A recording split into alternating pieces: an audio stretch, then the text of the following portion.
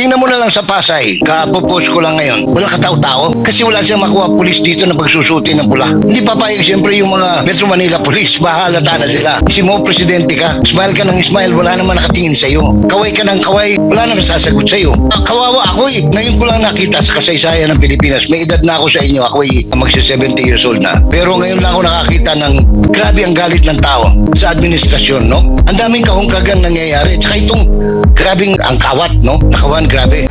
Umani ng batiko sa social media ang kumalat na memo na pinagsusuot ng pula mga pulis na dineploy sa campaign sortie ng Alyansa para sa Bagong Pilipinas sa Davao del Norte kagabi. Giit naman ng PNP, normal police security procedure ito at huwag na sanang bigyan ng kulay.